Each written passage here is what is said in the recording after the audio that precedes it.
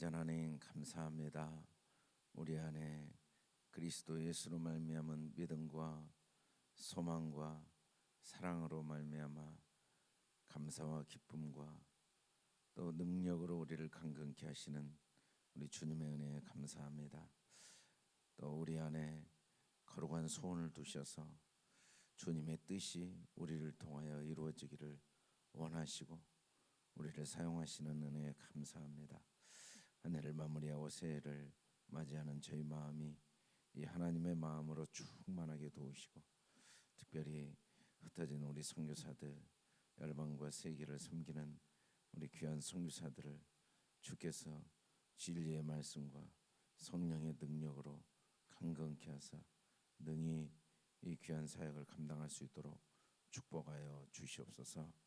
오늘도 오직 성령으로 우리 가운데 친히 임재하시고 말씀하여 주시고 우리 영혼을 강건케 하여 주시옵소서. 감사하며 예수님 이름으로 기도드립니다. 아멘. 하나님의 장자인 나는 말씀만 대하면 나는 말씀을 읽을 때가 아멘 아멘. 우리 하나님 말씀 1장 12절 말씀을 우리 큰 목소리로 5번 같이 읽어보겠습니다. 시작. 우리로 하여금 빛 가운데서 성도의 기업의 부분을 얻기에 합당하게 하신 아버지께 감사하게 하시기를 원하노라. 우리로 하여금 빛 가운데서 성도의 기업의 부분을 얻기에 합당하게 하신 아버지께 감사하게 하시기를 원하노라. 우리로 하여금 빛 가운데서 성도의 기업의 부분을 얻기에 합당하게 하신 아버지께 감사하게 하시기를 원하노라. 우리로 하여금 빛 가운데서 성도의 기업의 부분을 얻기에 합당하게 하신 아버지께 감사하게 하시기를 원하노라. 우리로 하여금 빛 가운데서 성도의 기업의 부분을 얻기에 합당하게 하신 아버지께 감사하게 하시기를 원하노라.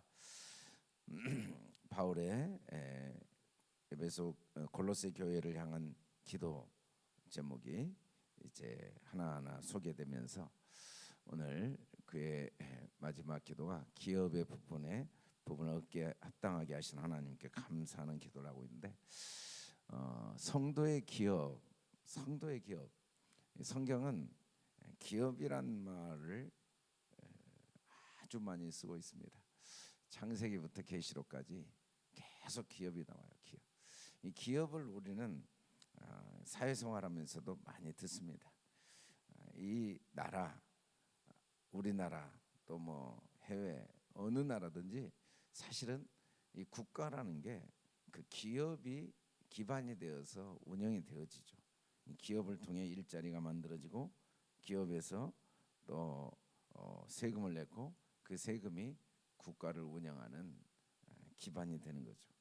그래서 이제 국가나 국민이나 다 어떻게 하면 이 세계적인 기업을 만들 것인가, 또 기업이 날로 더 번창할 것인가에 관심을 항상 곤두세우는 이유가 기업이 그만큼 중요하기 때문이죠. 근데 사실 이 기업이라는 것은 엄밀한 의미에서 어떤 개인의 소유라고 보기는 어렵습니다.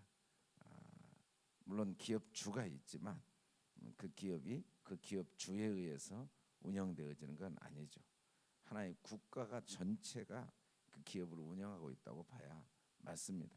국가가 제도를 만들어주고 법률을 만들어주고 또 여러 보호막을 쳐주기 때문에 기업을 운영할 수 있는 거죠. 그 제도와 법률 속에서 또 기업주가 물론 있지만 거기에 함께 일하는 직원들이 있기 때문에 기업이 운영되어지는 거고 또 그 기업을 통해 생산된 제품을 사줄 소비자가 있기 때문에 가능한 거죠. 그래서 기업주가 있는 것 같지만 기업이라는 건 어떻게 보면 공동 소유라고 볼 수 있습니다.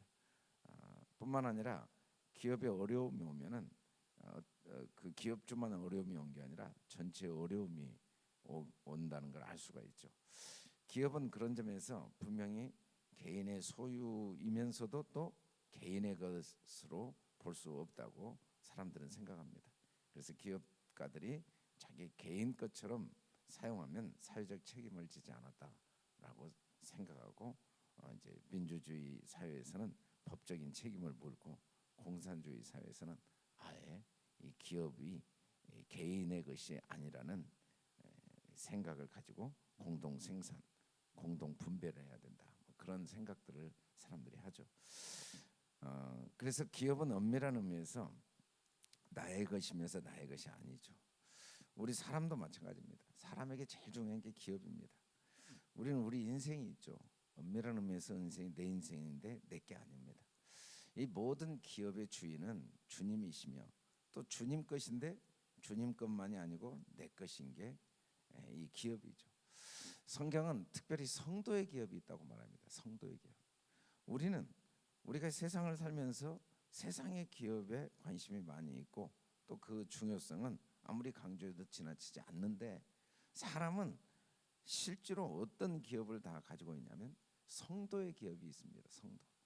이 성도는 거룩, 구별된, 깨끗한 이런 의미로 의미를 갖고 있는데, 이 성도의 기업, 우리는 거룩한 자로서의 기업이 있다는 거죠. 이걸 모르고 사는 게 가장 큰 불행이에요. 세상에서 기업이 없는 것도 불행하고 또 기업이 망하는 것도 불행한 일이지만 사실은 그건 우리에게 그렇게 큰 의미를 주는 건 아닙니다. 우리에게 진짜 의미를 주는 건 성도의 기업이죠. 성도의 기업. 그래서 이 성도의 기업을 알게 하기를 간절히 기도하고 있어요.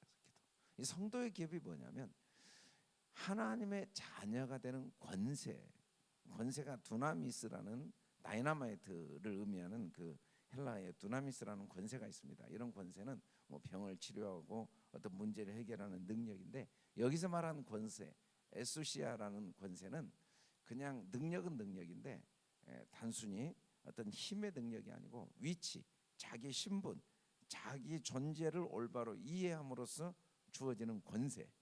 이 권세는 문제를 해결하는 능력이죠.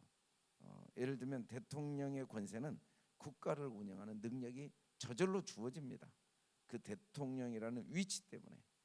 이게 하나님의 자녀의 권세, 이 권세가 우리에게 주어졌어요.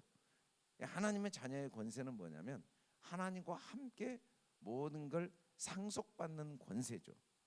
사실은 우리가 살면서 두려워하거나 염려하거나 고민하거나 괴로워할 이유가 하나도 없는 게 이 세상이 바로 내 것이거든요. 왜냐하면 이게 하나님 것이니까. 우리는 오해를 많이 해요. 나와 관계가 없는 것처럼 느껴질 때가 많이 있어요. 그래서 내 자신이 초라하고 또 불안하고 또 때로는 억울하기도 하고 그리고 허무하기도 합니다. 그러나 그건 자기가 누구인지를 모르기 때문이죠. 내가 누구냐면 하나님의 자녀예요. 그런 자녀의 권세가 주어졌어요. 우리에게 이미. 어떻게? 그리스도를 통하여 이미 내가 하나님의 자녀인 걸 깨닫지 못했던 내게 깨닫게 하심으로써 주어진 거죠. 왕의 아들로 태어났는데 그걸 깨닫지 못하고 거지처럼 살았던 사람이 내가 사실은 왕의 아들이었구나라는 걸 깨닫는 순간 권세가 주어지는 것처럼 우리가 그리스도를 통해 하나님, 이 천지 보이지 않지만 천지를 창조하신 하나님, 만물을 만드신 하나님이 나의 아버지구나, 나를 위해 자기 피를 쏟아내시고 생명을 다 내어주신 그 하나님이 나의 아버지구나 하는 걸 아는 것, 그걸 알게 하신 게 그리스도고, 그 그리스도와 함께 우리가 이제 하나님의 자녀되는 권세가 주어졌을 때 우리는 어떤 존재가 되는가? 그리스도와 함께 약속에 참여하는 자가 된 거죠. 이 세상은 다 나의 것입니다. 왜냐하면 이 모든 것이 하나님이 지으셨고 우리는 하나님의 자녀고, 그리고 그리스도로 인해서 이제 하나님의 상속자, 약속에 참여하는 자가 되었다는 사실, 이것이 성도의 기업입니다. 성도의 기업. 베드로후서 1장 4절에 보면 이로써 보배롭고 지극히 큰 약속을 우리에게 주사 이 약속으로 말미암아 너희가 정욕 때문에 세상에 썩어질 것을 피하여 신성한 성품에 참여하는 자가 되게 하려 하였느니라. 이때 이 신성한 성품이라는 건 우리가 생각하는 어떤 성격적인 기질, 그런 게 아니고 하나님의 자녀로서의 자격을 깨닫는 성품이죠. 내가 이 만물의 주인이신 하나님의 상속자, 하나님과 함께 기업을 물려받은 성도로서의 나의 신분, 성도, 하나님의 자녀, 하나님과 함께 만물을 소유하고 있는 만물의 주인인 하나님의 그 주인의 참여한 자로서의 자기 자신을 깨닫는 게 신의 성품입니다. 신성한 성품. 이 신성한 성품에 참여하게 될 때 어떤 올바른 가치관을 갖게 되냐면 고난도 즐거워하게 됩니다. 우리는 고난에 대해서 오해를 많이 해요. 이 고난을 왜 즐거워하냐면 이것도 나의 기업입니다. 이 고난들은 나에게 부활의 능력을 경험하게 하죠. 부활의 권능과 그 고난에 참여함을 알고자 하여 죽으심을 본받아 어떻게 해서든지 죽은 자 가운데 부활에 이르려 하노라라고 했는데, 사실은 어둠도 나의 유업이고 빛도 나의 유업이에요. 그게 하루죠. 하루라는 건 밤과 낮이 어우러져서 이루어진 거죠. 빛과 어둠이 어우러져서 하루. 우리에게는 그 모든 게 유업이죠. 이제 고난도 나에게 유업이에요. 기업이요, 기업. 왜? 그걸 통해 결국은 부활에 이르게 되니까. 죽음도 나에게 기업입니다. 그걸 통해 영원한 생명을 얻게 되니까. 그래서 성도의 기업을 갖고 있는 사람은 내게 아닌 게 없고 나에게 유익되지 않는 게 없고 버릴 게 하나도 없다는 사실을 알게 되죠. 바울은 이 골로새 교회 성도들이 성도의 기업에 대해서 알기를 원했어요. 근데 이 성도의 기업이 어떻게 주어지냐면 성도의 기업의 부분이 주어집니다. 이 부분이란 메리스란 말이 할당된 목 또는 배당이란 뜻인데, 여러분 우리가 이 땅에 사는 동안 하나님이 우리에게 하나님 것을 다 나누어 주셨어요. 각 사람에게 다른 사람과 비교하거나 경쟁해야 될 이유가 하나도 없어요. 다 내 거예요. 그 사람 게 아니고 다 내 거고, 네게 내 거고 내게 네 거예요. 왜? 다 우리는 한 몸이니까. 한 몸. 다 연결되어 결합되어 분량대로 역사하셔서 함께 자라게 하시는 거예요. 그러니까 우리가 신앙생활하면서 하나님이 주신 최고의 은혜는 뭐냐면 성도의 기업의 부분을 알게 하신 거죠. 그걸 안 순간부터 인생이 더 이상 이제 다른 사람과 비교할 필요도 없고 오로지 나에게 주어진 시간과 나의 분량에 얼마나 최선을 다하고 얼마나 온 힘을 다하고 마음과 힘과 성품을 다하여 주어진 시간, 주어진 환경, 주어진 상황 속에서 즐거워하고 열심을 내느냐에 쏟아낼 수 있는 그런 능력이 생기는 거죠. 이게 진짜 인생이거든요. 인생. 참된 인생은 누구를 위해 사는 게 아닙니다. 무엇을 위해 사는 게 아니고 누구와 경쟁하고 무엇을 이루고 성취한 게 아니에요. 지금도 사람들은 누구나 하나님이 주신 행복, 평안, 기쁨, 즐거움, 욕망을 향해 달려갑니다. 그게 나쁜 게 아니죠. 그게 다 우리에게 주신 하나님의 선물이고 축복이죠. 근데 문제는 뭐냐면 그것을 어디에서 찾아야 될지를 몰라요. 그걸 어디에서, 하나님이 주신 우리 속에 그 간절한 욕망들, 욕구들은 다 하나님이 주신 것들이고 그건 우리 삶에 하나님 주신 선물인데 그게 참된 복인데, 다스리고 싶고 정복하고 싶고 충만하고 싶은 그 욕구가 하나님이 주신 복인데 문제는 어디에서 그걸 이루어야 될지를 몰라요. 사람들은 그게 어디에서 이루어야 된다고 오해를 하고 있냐면은 이 썩어질 땅의 것, 정욕에서 보이는 것에 의해서 이루어야 된다고 오해를 하고 있습니다. 아니에요. 성도의 기업의 부분을 알 때 이루어지는 거죠. 하나님이 주신 분량을 따라 우리는 비교 대상도 아니고 경쟁 대상도 아니고 내게 각자 주신 분량에 내가 얼마나 즐거움과 감사와 기쁨으로 최선을 다하느냐. 이 성도의 기업의 부분은 우리 스스로 누릴 수 있는 게 아닙니다. 얻기에 합당하게 하신 하나님, 얻기에 합당하게 하셨다라는 말은 하나님이 그런 모든 자격을 주시는 거죠. 하나님이 깨닫게 하시고 하나님이 알게 하시는 겁니다. 하나님이 우리를 그의 아들이 되게 하시고, 우리 힘으로 이걸 이룰 수가 있는 게 아니에요. 노력한다고 되는 게 아닙니다. 무언가를 얻고 이루면 될 거라는 확신이 있어요, 사람들은. 내가 왜 내 인생을 살지 못할까? 내가 왜 내 안에 정말 남에게 보여주기 위한 게 아니라 내 속에서 솟아나는 자유와 평안과 기쁨이 없을까? 그 이유가 내가 뭔가 부족하기 때문이고 내가 뭔가 이루지 못했기 때문이라고 사람들은 확신하고 노력도 해보고 고민도 해보고 또 울어도 봅니다. 그러나 아니에요. 그건 나의 노력에 의해서 성도의 기업의 부분을 아는 게 아닙니다. 이건 그걸 얻기에 합당하게 하신 하나님 아버지의 은혜로만 가능한 거죠. 우리를 부르신 이로 말미암아 가능한 거예요. 그의 신기한 능력으로 생명과 경건에 속한 모든 걸 우리에게 주셨으니 이는 자기의 영광과 덕으로서 우리를 부르신 이를 알므로 말미암아. 이때 이 알은 지적인 노력의 결과가 아니라 하나님의 은혜로 경험되어지는 알미죠. 하나님의 은혜, 성령의 도우심으로 경험되어지는 은혜. 그 은혜로 말미암아 이 자격이 주어지는 겁니다. 얻기에 합당하게 하신 분은 하나님 한 분이시죠. 그래서 이 모든 게 어떻게 주어지냐면 빛 가운데서 성도의 기업의 부분을 얻기에 합당하게 하신 아버지를 알 수가 있어요. 빛 가운데서. 빛은 진리의 빛이 비춰지는 건데 진리의 성령이 우리를 이 성도의 기업의 부분을 얻기에 합당하게 하신 아버지를 알게 하십니다.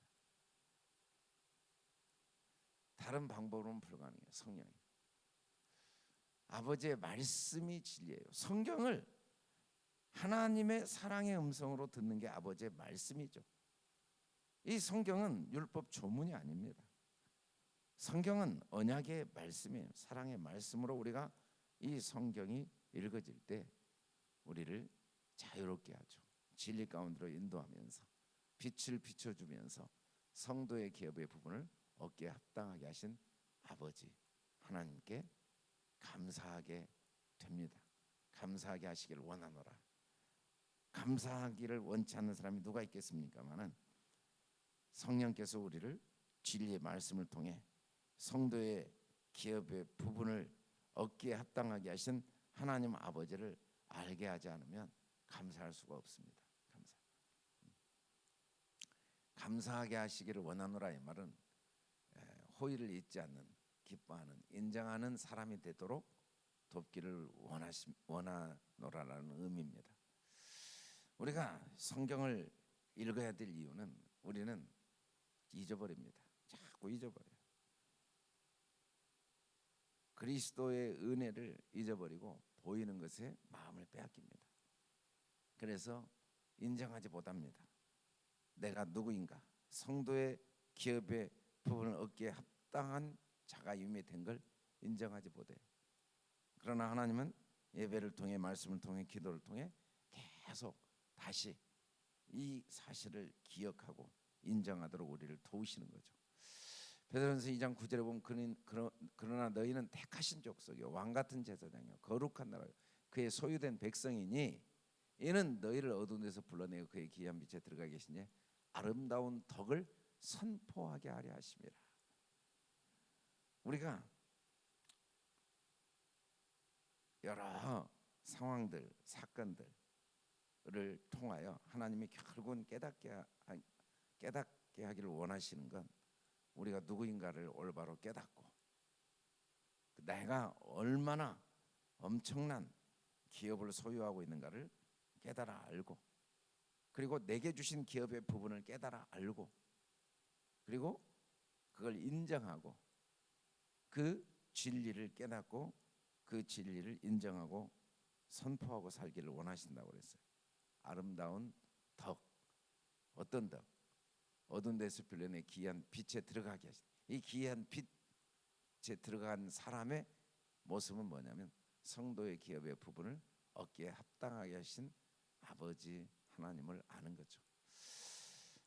우리가 정말 이걸 깨닫고 감사하고 덕을 선포하는 삶을 사는 모습이 구체적으로 뭐냐면 은혜의 보좌 앞에 담대히 나가는 겁니다. 우리는 날마다 감사하고 살아야 돼요. 구체적으로 날마다 은혜의 보좌 앞에 은혜 아닌 게 없다는 걸 깨달을 수 있도록 도와주시도록 하나님께 나가는 건 구체적으로 하나님의 은혜를 깨닫는 게 하나님께 나가는 겁니다. 그래서 하나님께 나가는 일을 은혜의 보좌라고 이야기한 거예요. 은혜 아닌 게 없죠. 아들까지 주신 하나님이 우리에게 주신 모든 상황과 환경과 문제 속에 하나님의 은혜를 담고 있다는 사실을 깨달아 알고 또 그 은혜의 보좌 앞에 나가는 게 참된 하나님이 우리에게 주신 성도의 기업이고 또 그 기업의 부분을 누리고 있고 그 기업의 부분을 얻기에 합당하게 하신 하나님께 감사하는 모습입니다. 하나님께 감사한다는 건 구체적으로 하나님의 은혜를 발견해내는 거죠. 저와 여러분이 이 진리의 말씀, 아버지의 말씀을 통해 때마다 사건마다 상황마다 그걸 빛 안에서 해석해서 성도의 기업의 부분을 얻기에 합당하게 하신 아버지께 감사하여서 그 상황 속에 은혜를 발견하고 그 주어진 환경과 상황 속에서 감사하며 즐거워하며 모든 일에 최선을 다하고 하나님께 영광을 돌리는 복된 삶을 살 수 있기를 주님의 이름으로 축원합니다.